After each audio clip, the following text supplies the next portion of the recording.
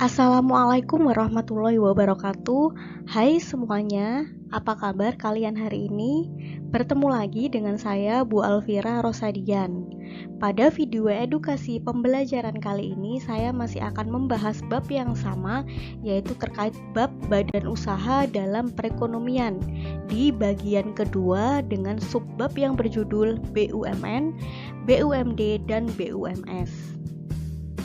Sebelum kita mulai, kita awali belajar kali ini dengan bacaan basmalah agar pembelajaran kali ini berjalan dengan lancar dan dapat memberikan ilmu yang bermanfaat untuk kalian semuanya. Bismillahirrahmanirrahim. Untuk kalian yang ingin mempelajari dan membutuhkan materi ini, tonton dan simak video ini hingga selesai.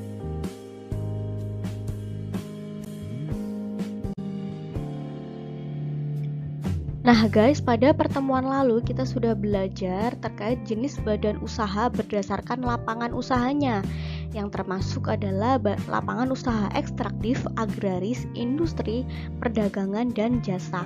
Sekarang kita akan belajar jenis badan usaha berdasarkan kepemilikannya, yang terdiri dari BUMN, BUMS, dan BUMD. Nah, kepemilikan usaha itu dibagi menjadi 3 ya, BUMN, badan usaha milik negara yang terdiri dari badan usaha perum dan persero. Kemudian badan usaha milik daerah yang terdiri dari beberapa usaha yang modalnya sebagian atau seluruhnya itu dimiliki oleh daerah. Kemudian BUMS yang terdiri dari perusahaan perseorangan, firma, CV, dan perseroan terbatas atau PT.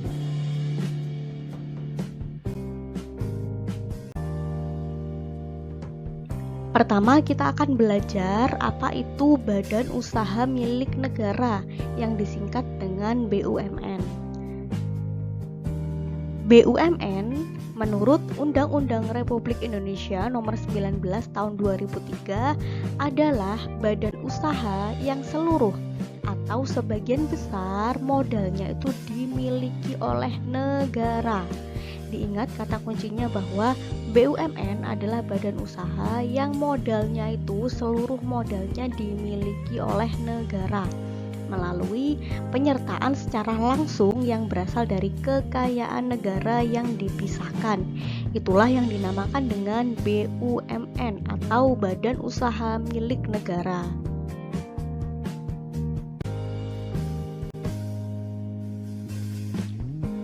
Kemudian, apa tujuan dari BUMN? Apa tujuan didirikannya BUMN? Yang pertama yaitu memberikan sumbangan bagi perkembangan perekonomian nasional pada umumnya dan penerimaan negara pada khususnya. Jadi tujuannya adalah untuk memberikan sumbangan bagi perkembangan negaranya. Kemudian yang kedua adalah mengejar laba atau keuntungan. Kemudian menyelenggarakan kemanfaatan umum berupa penyediaan barang atau jasa yang bermutu tinggi dan memadai bagi pemenuhan hajat hidup orang banyak. Jadi dimanfaatkan untuk menyediakan barang dan jasa untuk memenuhi kehidupan masyarakatnya. Kemudian menjadi perintis kegiatan-kegiatan usaha yang belum dapat dilaksanakan oleh sektor swasta dan juga koperasi. Yang terakhir adalah turut aktif memberikan bimbingan dan bantuan kepada para pengusaha dengan golongan ekonomi lemah, koperasi, dan juga masyarakat. Jadi untuk memberikan bimbingan juga sumbangan bantuan kepada para wirausaha atau pengusaha dengan ekonomi lemah maupun juga sumbangan atau bantuan untuk usaha koperasi juga untuk masyarakat. Itulah tujuan dari BUMN.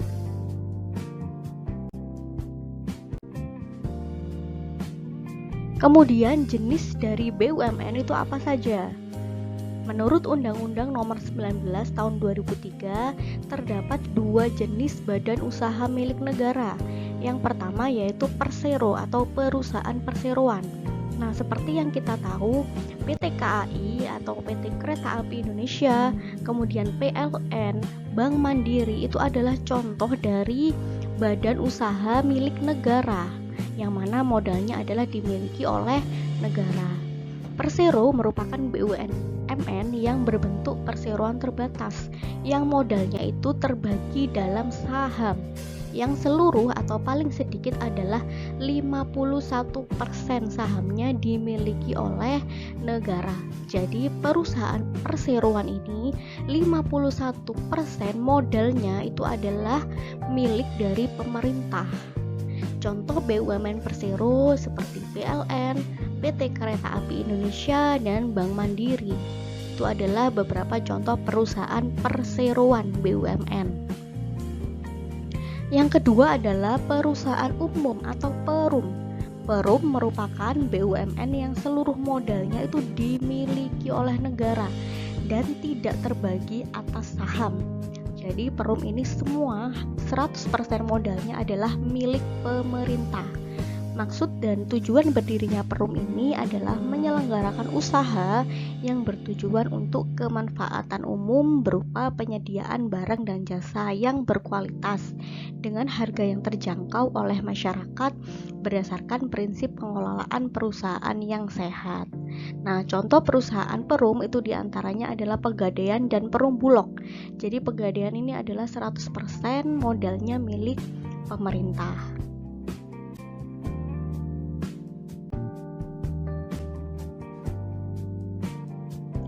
Selanjutnya adalah peran BUMN dalam perekonomian negara. Yang pertama, peran BUMN adalah menghasilkan barang dan jasa yang diperlukan dalam rangka mewujudkan sebesar-besarnya kemakmuran masyarakat. Jadi peran utamanya adalah menghasilkan produk berupa barang maupun jasa yang diperlukan oleh masyarakat untuk mewujudkan kemakmuran. Peran BUMN dirasakan semakin penting sebagai pelopor dan juga perintis dalam sektor-sektor usaha yang belum dimiliki pihak swasta atau perusahaan swasta. Kemudian peran BUMN selanjutnya adalah BUMN juga mempunyai peran strategis sebagai pelaksana pelayanan, pengembangan usaha kecil maupun koperasi. BUMN juga merupakan salah satu sumber penerimaan negara yang signifikan. Jadi adalah sumber utama usaha milik negara yang mana hasilnya itu adalah sumber penerimaan utama negara yang signifikan. Berupa apa? Berupa berbagai jenis pajak, kemudian dividen dan hasil privatisasi.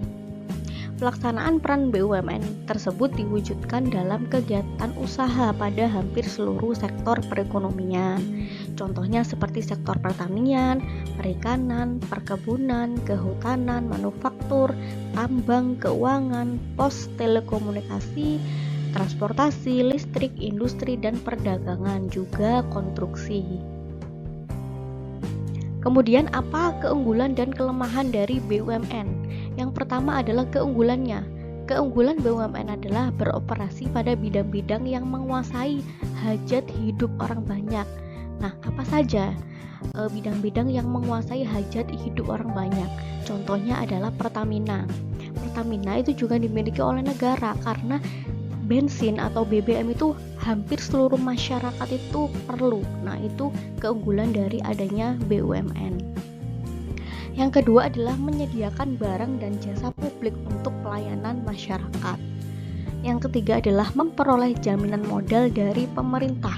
Jadi BUMN ini memperoleh modal, memperoleh peluang diberikan modal oleh pemerintah atau sumbangan modal atau bantuan modal oleh pemerintah karena sebagian besar saham atau modalnya itu dimiliki oleh pemerintah. Kemudian kelemahannya apa? Kurangnya efisiensi dalam pelaksanaan kegiatan operasional.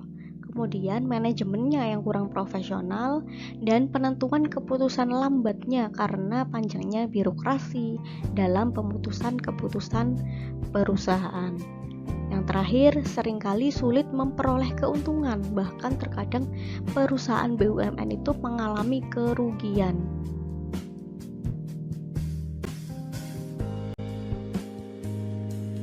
Yang kedua, kita akan belajar terkait badan usaha milik daerah. Setelah kita belajar tentang milik negara, sekarang kita akan belajar badan usaha milik daerah.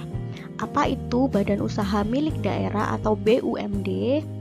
Menurut Peraturan Pemerintah Republik Indonesia Nomor 54 Tahun 2017, BUMD adalah badan usaha yang seluruh atau sebagian modalnya itu dimiliki daerah. Jadi kalau BUMN seluruh atau sebagian modalnya itu dimiliki oleh negara, jika BUMD seluruh atau sebagian modalnya itu dimiliki oleh pemerintah daerah.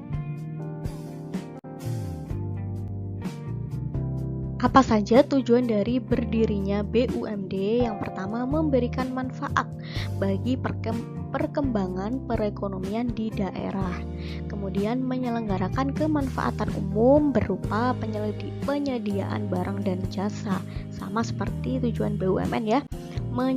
Menyediakan barang atau jasa yang bermutu bagi pemenuhan hajat hidup masyarakat sesuai kondisinya, karakteristik dan potensi daerah yang bersangkutan berdasarkan tata kelola perusahaan yang baik.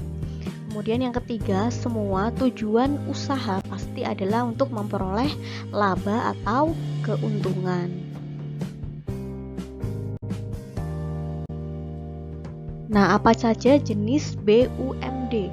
Menurut Undang-Undang Nomor 54 Tahun 2017, Pasal 5, jenis BUMD terdiri dari yang pertama, perseroan daerah.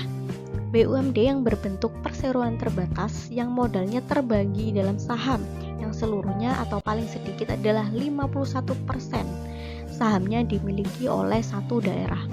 Jadi sama seperti BUMN ya. Perseroan ini adalah modalnya, sahamnya itu adalah 50% dari total semua saham.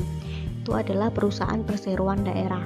Kemudian yang kedua adalah perusahaan umum daerah yang seluruh modalnya itu dimiliki satu daerah dan tidak terbagi atas saham. Jadi seluruh modalnya adalah dimiliki oleh pemerintah daerah atau satu daerah.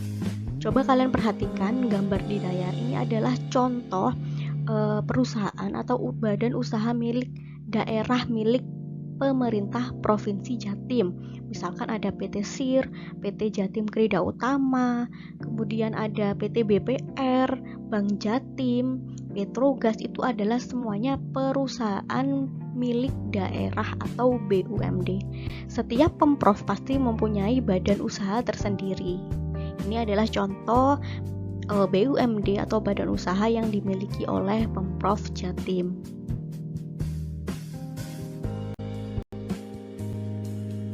Kemudian peran BUMD dalam perekonomian apa saja? Yang pertama adalah sumber pendapatan daerah. Jelas ya, untuk daerah. Jadi sumber laba atau keuntungan dari usaha milik daerah itu tadi adalah untuk sumber pendapatan atau pemasukan pemerintah daerah atau untuk daerah.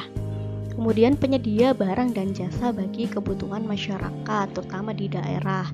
Kemudian membuka lapangan pekerjaan bagi masyarakat di daerah yang bersangkutan. Kemudian keunggulan dan kelemahan BUMD itu apa saja? Sama ya seperti BUMN, beroperasi pada bidang-bidang yang menguasai hajat hidup orang banyak. Kemudian menyediakan barang dan jasa publik dan untuk pelayanan masyarakat, dan memperoleh jaminan modal dari pemerintah. Kemudian kelemahannya juga sama ya seperti hampir sama seperti BUMN, yaitu kurangnya efisiensi dalam pelaksanaan kegiatan operasionalnya.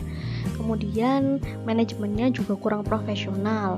Penentuan keputusan lambatnya karena panjangnya birokrasi ya dalam pemutusan keputusan perusahaan. Jadi apapun keputusannya harus sesuai keputusan bersama atau birokrasi itu tadi. Kemudian seringkali sulit memperoleh keuntungan, bahkan terkadang BUMD ini mengalami kerugian.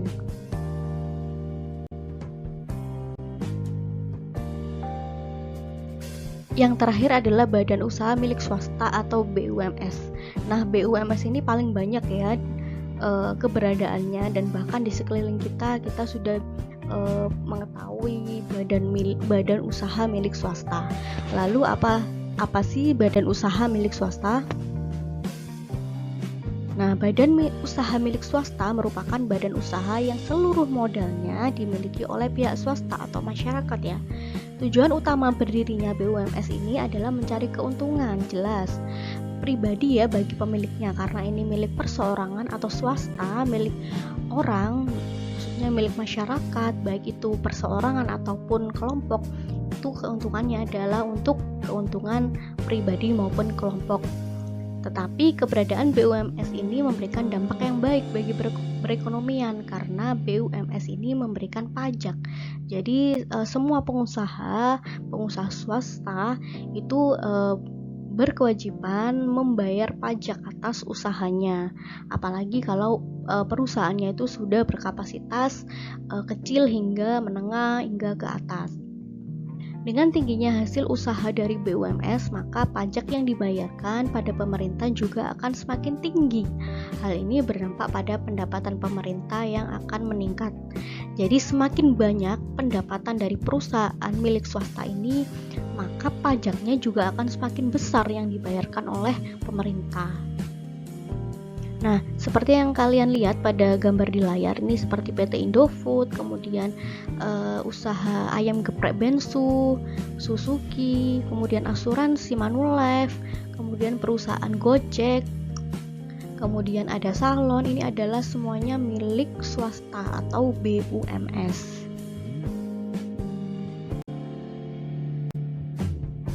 Apa saja jenis-jenis BUMS? Yang pertama adalah perseorangan, yaitu perusahaan yang didirikan oleh seseorang dan modalnya berasal dari uang pribadinya atau harta pribadinya. Mendirikan perusahaan perseorangan sangatlah mudah karena tidak perlu membuat akta pendirian. Tahukah kalian seperti pedagang di pasar, pedagang kaki lima, berkapasitas mikro hingga menengah, itu adalah beberapa contoh dari perusahaan perseorangan. Ada beberapa usahanya yang didirikan perseorangan atau seseorang. Kemudian firma adalah persekutuan yang didirikan oleh 2 orang atau lebih. Jadi bukan perseorangan lagi, tapi lebih dari 1 orang dengan modal bersama. Itulah yang dinamakan dengan firma. Persekutuan ini juga dikelola secara bersama-sama karena pemilik dan pelaksana usaha ini bersama. Jadi modalnya bersama, operasionalnya juga bersama. Maka setiap kebijakan yang ditetapkan juga harus mempertimbangkan kepentingan para pemiliknya. Misalkan pemiliknya 2 orang, ya harus yang dipertimbangkan adalah harus ada pertimbangan dari 2 orang tersebut. Jadi tidak seperti perusahaan perseorangan atau yang didirikan oleh 1 orang.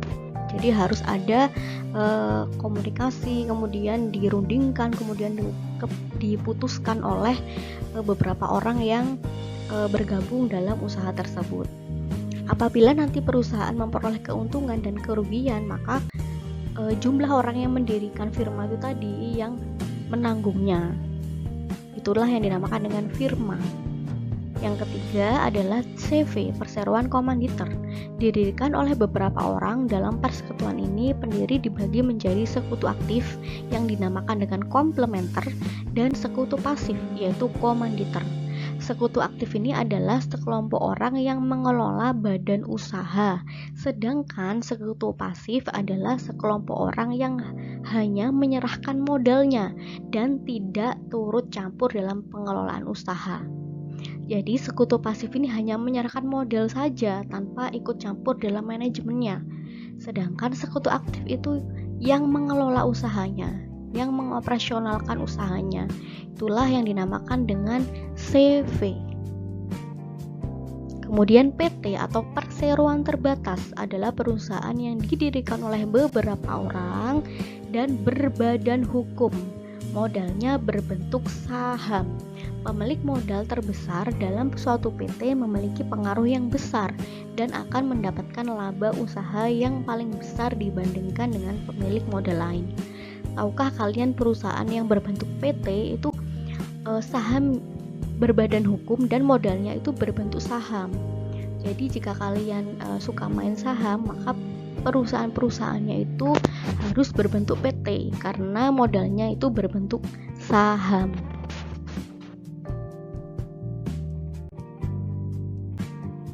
Kemudian apa saja peran BUMS dalam perekonomian? Yang pertama adalah sebagai penggerak perekonomian, membantu meningkatkan kinerja ekonomi nasional di berbagai sektor pembangunan, mengurangi kemiskinan, menyediakan barang dan jasa bagi masyarakat, membantu pemerintah mengurangi pengangguran dengan membuka kesempatan kerja baru. Kemudian membantu pemerintah dalam mengelola, mengusahakan kegiatan produksi, distribusi, dan konsumsi yang tidak dapat ditangani oleh BUMN. Kemudian membantu pemerintah dalam pendapatan negara dengan membayar pajak. Kemudian mendorong meningkatkan pertumbuhan ekonomi. Jadi peran BUMS ini sangatlah banyak. Bagaimana, apakah kalian sudah terinspirasi untuk menjadi wirausaha atau pengusaha? Karena kalian jika menjadi pengusaha atau wirausaha, kalian berperan aktif dalam perekonomian seperti mengurangi kemiskinan dan membuka kesempatan kerja baru. Kemudian keunggulan dan kelemahan dari BUMD, yaitu keunggulannya meningkatkan pendapatan nasional, membuka lapangan pekerjaan, meningkatkan penerimaan pajak nasional, cepat dalam mengambil keputusan dalam perusahaan, dan penyedia barang dan jasa kebutuhan masyarakat. Kemudian di samping itu badan usaha milik swasta juga memiliki kelemahan. Adapun kelemahannya yaitu terlalu mementingkan laba sehingga kurang memperhatikan lingkungannya. Jadi kalian contohnya nih seperti ini ya, dampak plastik ya. Kan banyak juga perusahaan yang packingnya itu memakai kresek atau plastik gitu ya, tanpa memperhatikan bahwa efek dari limbah plastik ini apa. Sedangkan kita tahu bahwa limbah plastik ini sulit untuk diuraikan. Nah, itu adalah salah satu contoh. Kemudian kesulitan mendapatkan modal.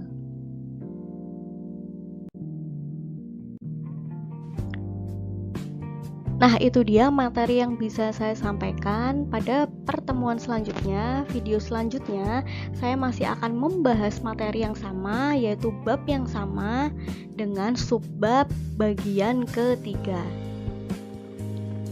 Sebelum menutup video ini, saya sarankan untuk jangan lupa subscribe channel ini dan nyalakan tombol loncengnya agar kalian tidak ketinggalan notifikasi materi terkait ilmu ekonomi dan bisnis yang pastinya bermanfaat. Kita akhiri pembelajaran kali ini dengan bacaan hamdalah alhamdulillahirabbil alamin. Terima kasih. Wassalamualaikum warahmatullahi wabarakatuh.